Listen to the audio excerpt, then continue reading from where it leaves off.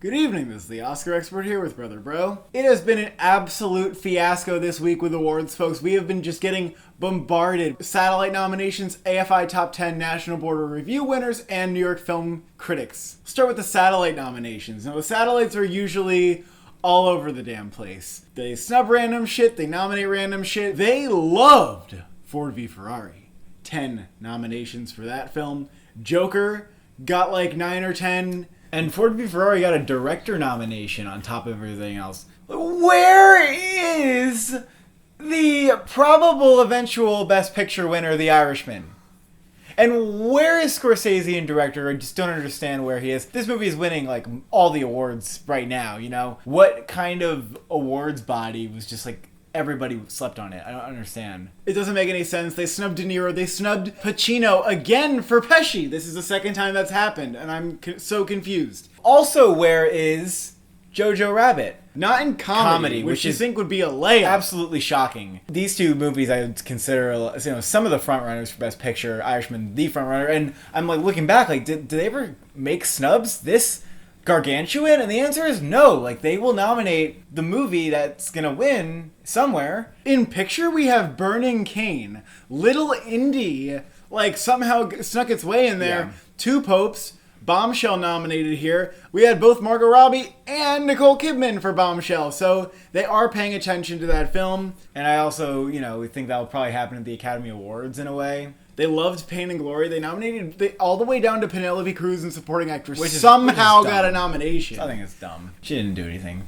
Joker got a picture nomination, got lots of technicals, costumes, you name it. The Irishman somehow got a score nomination, even though they hated it in other categories, so I don't understand that. It also got a cinematography nomination, which I thought was interesting, because that is not one of the highlights of the film, in my opinion. I'm not going to freak out about every surprise in these categories, because the satellites don't really matter. Check out these predictions for yourself. We'll link down below. The AFI Top 10, which actually does matter, announced their top 10 films. Wow, The Farewell shows up in AFI. I don't even know that I would expect that. The AFI aren't the most kind to indies, but The Farewell is still really in the game here. That's what this shows, and it'll probably perform well at the Critics' Choice too. Irishman, Jojo Rabbit, Joker, Knives Out has been performing very well at all these awards. Sneak attacking a lot of places. Maybe it's like this year's Quiet Place, where it just keeps sneaking into picture, and we're like, is this really gonna happen? And then it doesn't. We had Little Women, Marriage Story, Once Upon a Time in Hollywood,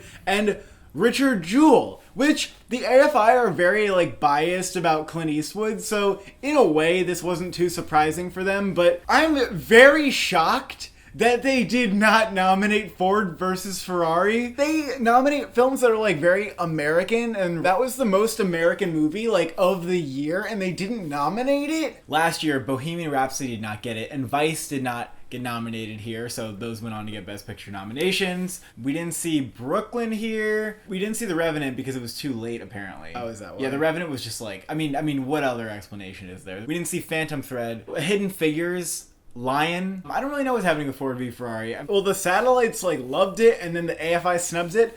I don't know what's going to happen at the Golden Globes and the Critics' Choice. I am just so confused. I don't think this matters that much. The movie I saw was a total crowd pleaser, Oscar bait movie. Don't think that Richard Jewell is necessarily going anywhere. Every time Clint Eastwood comes out with a movie, even if it's J. Edgar, it randomly gets nominations from the early awards. Sully did very well with Precursors, and even Hanks got a Critics' Choice nomination. They like him right out of the gate for some reason. They just love Eastwood. Eastwood stands all over these awards. They're crawling all over it. They get that short-term patriotic boost celebrating American heroes, and that's just the high they get, and then they fill out their awards ballot with that high. Let's go over the other top 10 that was released. The National Board of Review. Well, top 11, if you count the winner. The winner was The Irishman. That's it just makes sense with their personality, although you really can't tell what they're going to give an award to. They don't matter that much. What their winners are doesn't really matter. There's one year they did a most violent year. They gave that everything, and it was just weird, and that didn't happen. That didn't go anywhere, so. They're a little more scattered.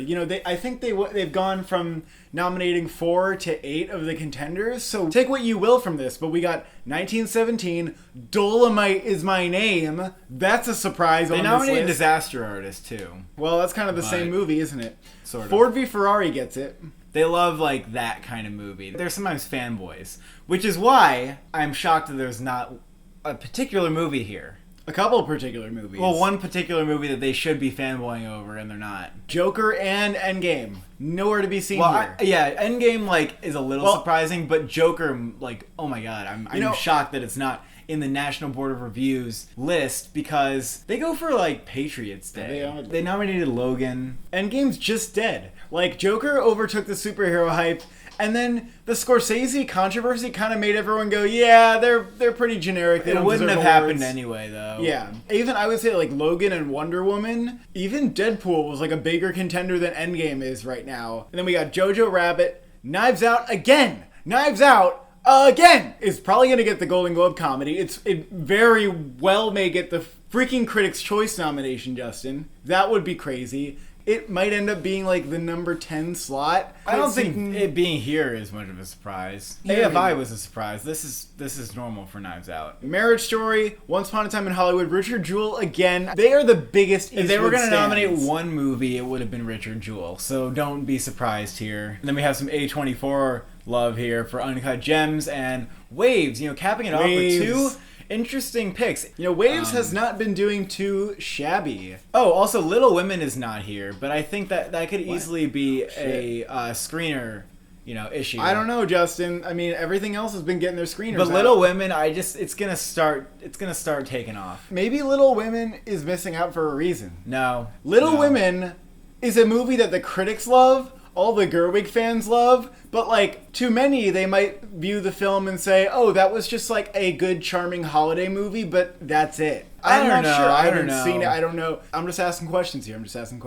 Uncut Gems is actually surging a little bit. Uncut Gems has the most nominations out of like an independent film. I mean, aside from Marriage Story, Uncut Gems has been doing like really well with these precursors. True. I don't think it means much for like when the bigger boys come around, but I'm curious if like the Critics' Choice could nominate Uncut Gems, or if Adam Sandler jumps in there, or if it gets in for, like, editing. I think Adam Sandler might jump in there. And so for the winners, Tarantino wins Best Director. I was kind of thinking, like, do people love Once Upon a Time in Hollywood that much that it's going to be, like, a top 5 contender? But it is remaining, like, a really strong. Adam Sandler won Best Actor for Uncut Gems. They are just giving him a huge push. I don't think that this means that he'll get nominated, but they are not letting Uncut Gems go unnoticed. Renee Zellweger and Judy, once again. They can't even say like, oh, we want to, give it to Scarlett Johansson for her great performance in Marriage Story. They can't even do that. They're like, we don't like anybody else. Just Judy. Supporting actor Brad Pitt,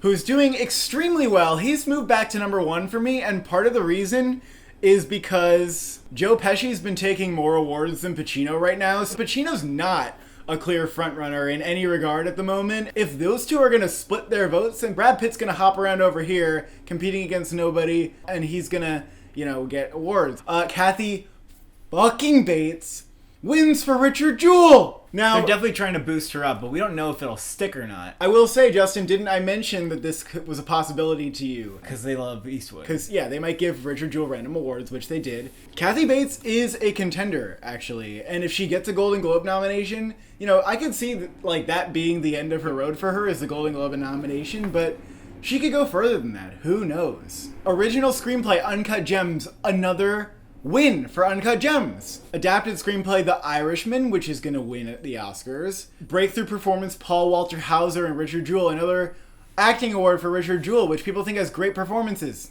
Directorial debut, Melina Matsoukas, Queen and Slim. We all look forward to more from her. Animated feature, How to Train Your Dragon. Really weird choice, considering I barely even heard a peep about this movie when it came out. Why not give it to Toy Story 4 or like one of those interesting indie animated films? Why How to Train Your Dragon? I don't really know. Parasite obviously won foreign language film. Knives Out won Best Ensemble. I'm pretty sure that Knives Out has won like the most ensemble awards so far, and you can bet your ass at this point that it's getting a fucking SAG nomination. Best Cinematography 1917, continuing its grand sweep.